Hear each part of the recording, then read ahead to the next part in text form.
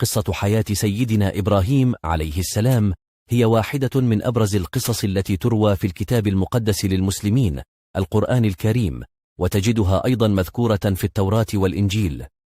إبراهيم عليه السلام هو أحد الأنبياء الكبار في الإسلام، ويعتبر والد الأنبياء.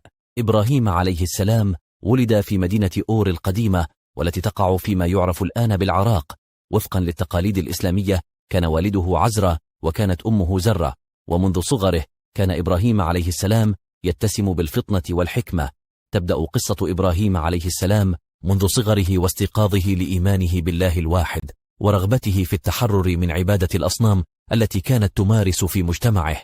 وفي أحد الأمور الشهيرة يقوم إبراهيم عليه السلام بتحطيم الأصنام الموجودة في معبد قومه باستثناء الأكبر منها، ثم يضع الفأس بجانبها. من بين أبرز الأحداث التي تعرف عن إبراهيم عليه السلام هو بناؤه للكعبة المشرفة في مكة المكرمة بأمر من الله. وقد بنيت الكعبة كمكان لعبادة الله الواحد الذي دعا إليه إبراهيم عليه السلام، وابتدعت ركنا أساسيا في الإسلام. توجد العديد من القصص والمحطات التي تعبر عن مسيرة إبراهيم عليه السلام، بما في ذلك قصة ابتلائه بأمر الله لذبح ابنه إسماعيل عليه السلام، والذي أثبت إبراهيم عليه السلام خضوعه وطاعته لأمر الله، وتدخل الله بتقديم خروف للذبح بدلا من ابنه. بشكل عام تعتبر حياة إبراهيم عليه السلام مثالا للإيمان والطاعة لله، وتظهر قصته العديد من الدروس والعبر التي تلهم المسلمين والمؤمنين في جميع أنحاء العالم. وهناك بعض النقاط البارزة في حياة سيدنا إبراهيم عليه السلام التي تستحق الإشارة إليها الدعوة إلى التوحيد.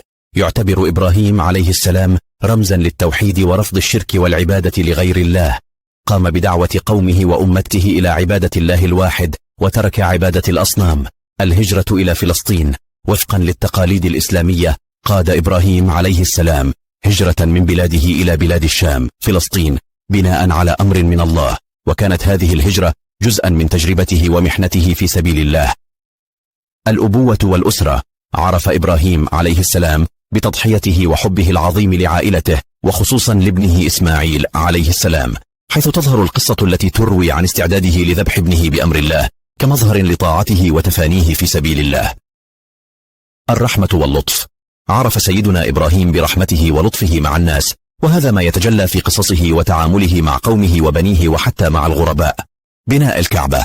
يعتبر بناء الكعبة المشرفة في مكة المكرمة واحدة من أعظم الأعمال التي قام بها إبراهيم عليه السلام بالتعاون مع ابنه إسماعيل.